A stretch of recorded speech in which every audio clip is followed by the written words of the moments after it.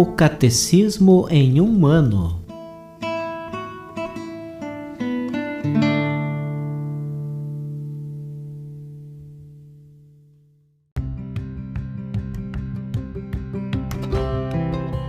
Olá, eu sou Antônio, seminarista da Diocese de Ponta Grossa, no Paraná.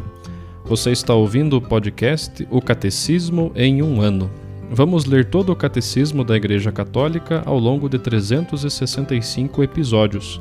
Estamos utilizando a tradução em português apresentada pela CNBB em 2013, baseada na edição típica em latim. Baixe o plano de leitura por meio de um link que você encontra na página do Instagram, @ocatecismoemumano, ou na descrição deste podcast.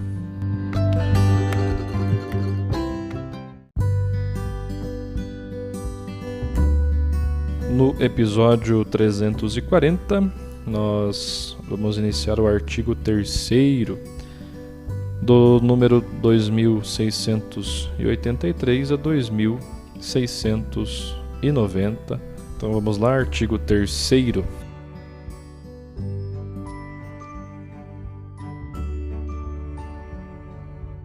Guias para a oração.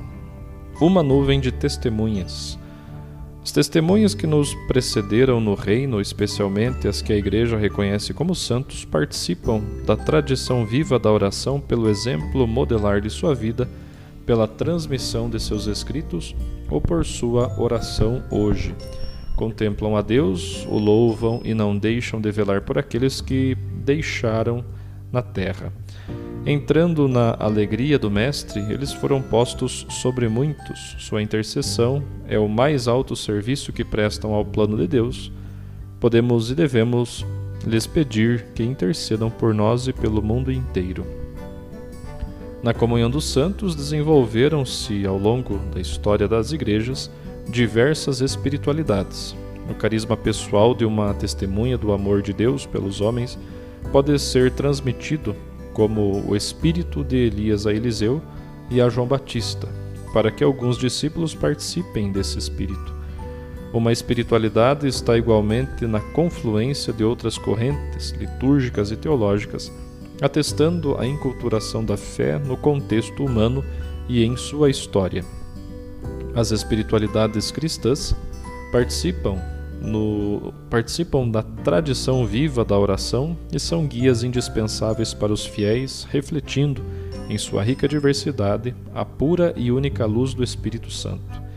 O Espírito é verdadeiramente o lugar dos santos e o santo é para o Espírito um lugar próprio, pois se oferece para habitar com Deus e é chamado de seu templo. Esta é uma catequese de São Basílio Magno. Servidores da oração. A família cristã é o primeiro lugar da educação para a oração. Fundada sobre o sacramento do matrimônio, ela é a igreja doméstica na qual os filhos de Deus aprendem a orar como igreja e a perseverar na oração. Para as crianças, particularmente, a oração familiar cotidiana é o primeiro testemunho da memória viva da igreja reanimada pacientemente pelo Espírito Santo. Os ministros ordenados também são responsáveis pela formação de seus irmãos e irmãs em Cristo para a oração. Servidores do bom pastor, eles são ordenados para guiar o povo de Deus às fontes vivas da oração. A palavra de Deus, a liturgia, a vida teologal, o hoje de Deus nas situações concretas. Muitos religiosos consagraram toda a vida à oração. Desde os anacoretas do deserto do Egito, eremitas, monges e monjas, consagraram seu tempo ao louvor de Deus e à intercessão por seu povo. A vida consagrada não se mantém e não se propaga sem a oração. Esta é uma das fontes vivas da contemplação e da vida espiritual da Igreja. A catequese das crianças, dos jovens e adultos procura fazer com que a palavra de Deus seja meditada na oração pessoal, atualizada na oração litúrgica e interiorizada em todo o tempo, a fim de produzir seu fruto numa vida nova. A catequese é também o momento em que a piedade popular pode ser avaliada e educada. A memorização das orações fundamentais oferece apoio indispensável à vida de oração. mas importa grandemente fazer com que se saboreie seu sentido. Os grupos de oração e mesmo as escolas de oração constituem-se hoje em um dos sinais e um dos estímulos da renovação da oração na Igreja, contanto que se beba das fontes autênticas da oração cristã. O cuidado com a comunhão é sinal da verdadeira oração da Igreja. O Espírito Santo dá a certos fiéis dons de sabedoria, de fé e de discernimento em vista do bem comum, que é a oração, a direção espiritual. Aqueles e aquelas que têm esses dons são verdadeiros servidores da tradição viva da oração. Por isso, se a alma deseja avançar na perfeição, conforme o conselho de São João da Cruz, deve considerar bem em que mãos se entrega, pois conforme o mestre, assim será o discípulo, conforme o pai, assim será o filho. E ainda, o diretor deve não somente ser sábio e prudente, mas também experimentado. Se o guia espiritual não tem a experiência da vida espiritual, é incapaz de nela conduzir as almas que Deus chama e nem sequer as compreenderá.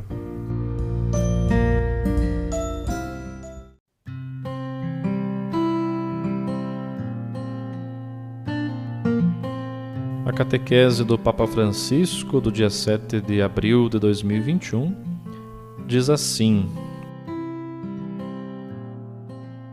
Hoje gostaria de me concentrar no nexo entre a oração e a comunhão dos santos. Na verdade, quando rezamos, nunca o fazemos sozinho. Mesmo que não pensemos nisso, estamos imersos no majestoso rio de invocações que nos precede e continua depois de nós. Nas orações que encontramos na Bíblia e que muitas vezes ressoam na liturgia, há um vestígio de histórias antigas, de libertações prodigiosas, de deportações e tristes exílios, de regressos comovedores, de louvores que fluem perante as maravilhas da criação. E assim estas vozes são transmitidas de geração em geração, num entrelaçamento contínuo entre a experiência pessoal, a do povo e da humanidade a qual pertencemos. Ninguém se pode desligar da própria história, da história do seu povo.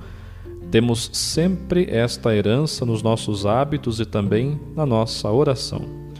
Na oração de louvor, especialmente na que floresce do coração dos pequeninos e dos humildes, algo ecoa do cântico do Magnífica que Maria elevou a Deus perante a sua parenta Isabel, ou da exclamação do velho Simeão que, pegando no colo o menino Jesus, disse: Agora, Senhor, deixai ir em paz o vosso servo segundo a vossa palavra. As orações, as boas, são difusivas. Difundem-se continuamente com ou sem mensagens nas redes sociais, das enfermarias, dos hospitais, dos momentos de encontro festivo, bem como daqueles em que se sofre em silêncio. A dor de cada um é a dor de todos, e a felicidade de uns é transferida para a alma dos outros. A dor e a felicidade fazem parte da mesma história. São histórias que se tornam história na própria vida. Revive-se a história com as próprias palavras, mas a experiência é a mesma. As orações renascem sempre. Cada vez que damos as mãos e abrimos o coração a Deus, encontramos-nos numa companhia de santos anônimos e de santos reconhecidos que rezam conosco e que intercedem por nós como irmãos e irmãs mais velhos que passaram pela nossa mesma aventura humana. Na Igreja não há luto que permaneça solitário. Não há lágrima que se verte no esquecimento, porque tudo respira e participa de uma graça comum. Não era ocasional que nas igrejas antigas as sepulturas estivessem no jardim ao redor do edifício sagrado, como que a indicar que em cada Eucaristia participam, de certa forma, aqueles que nos precederam. Há os nossos pais e os nossos avós, há os padrinhos e madrinhas, há os catequistas e os outros educadores. Essa fé passada transmitida que recebemos, com a fé também se transmitiu a força de rezar a oração. Os santos ainda estão aqui, não distantes de nós, e as suas representações nas igrejas evocam aquela nuvem de testemunhas que nos rodeia sempre. São testemunhas que não adoramos, bem entendido, não adoramos estes santos, mas que veneramos e que de 1000 maneiras diferentes nos remetem para Jesus Cristo, o único Senhor e mediador entre Deus e o homem. Um santo que não nos recorda Jesus Cristo não é um santo, nem sequer um cristão. O santo faz-nos lembrar Jesus Cristo porque percorreu o caminho da vida como cristão. Os santos recordam-nos que também as nossas vidas, embora fracas e marcadas pelo pecado, a santidade pode florescer. Nos evangelhos lemos que o primeiro santo canonizado foi um ladrão, e canonizado não por um papa, mas pelo próprio Jesus. A santidade é um percurso de vida, de encontro com Jesus, seja longo ou curto, seja num instante, mas é sempre um testemunho. Um santo é o testemunho de um homem ou de uma mulher que conheceu Jesus e que seguiu Jesus. Nunca é demasiado tarde para se converter ao Senhor, que é bom e grande no amor. O Catecismo explica que os santos contemplam a Deus, louvam-no e não cessam de tomar a seu cuidado os que deixaram na terra. A sua intercessão é o mais alto serviço que prestam ao desígnio de Deus. Podemos e devemos pedir-lhes que intercedam por nós e por todo mundo. Em Cristo existe uma misteriosa solidariedade entre aqueles que passaram para a outra vida e nós, peregrinos nesta terra. Os nossos queridos defuntos no céu continuam a cuidar de nós. Eles rezam por nós e nós rezamos por eles e oramos com eles. Este nexo de oração entre nós e os santos, ou seja, entre nós e as pessoas que chegaram à plenitude da vida, este laço de oração já o experimentamos aqui na vida terrena. Rezamos uns pelos outros, pedimos e oferecemos orações. A primeira forma de rezar por alguém é falar com Deus sobre ele ou ela. Se o fizermos frequentemente todos os dias, o nosso coração não se fecha, permanece aberto aos irmãos. Rezar pelos outros é a primeira forma de os amar e impele-nos à proximidade concreta, mesmo nos momentos de conflito.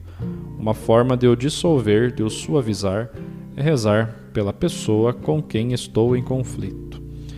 E algo muda com a oração. A primeira coisa que muda é o meu coração, a minha atitude. O Senhor muda-o para tornar possível um encontro, um novo encontro, e evitar que o conflito se torne uma guerra sem fim. O primeiro modo de enfrentar um tempo de angústia é pedir aos irmãos, aos santos acima de tudo, que rezam por nós. O nome que nos é dado no batismo não é uma etiqueta nem um ornamento. É normalmente o nome da Virgem, de um santo ou de uma santa, os quais gostariam de nos dar uma ajuda na vida, de nos auxiliar para obtermos de Deus as graças de que mais precisamos. Se na nossa vida as provações não superaram o cume, se ainda somos capazes de perseverança, se apesar de tudo continuamos com confiança, talvez tudo isto, mais do que aos nossos méritos, o devamos à intercessão de muitos santos, alguns no céu e outros peregrinos como nós na terra, que nos protegem e acompanham, porque todos sabemos que aqui na terra há pessoas santas, homens e mulheres santos que vivem em santidade. Eles não sabem, nós também não sabemos, mas há santos, santas de todos os dias, santos escondidos, ou como eu gosto de dizer, os santos da porta ao lado, aqueles que vivem conosco, que trabalham conosco, que levam uma vida de santidade. Abençoado seja Jesus Cristo, o único Salvador do mundo, juntamente com este imenso florescimento de santos e santas que povoam a terra e que fizeram da sua vida um louvor a Deus. Pois, como afirmava São Basílio, para o Espírito, o santo é uma morada particularmente adequada, uma vez que se oferece para habitar com Deus e é chamado seu templo.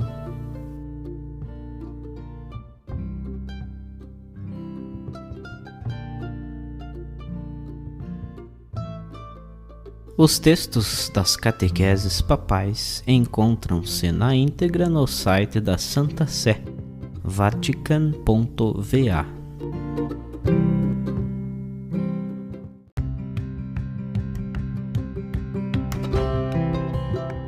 Você acaba de ouvir mais um episódio do podcast O Catecismo em um Ano.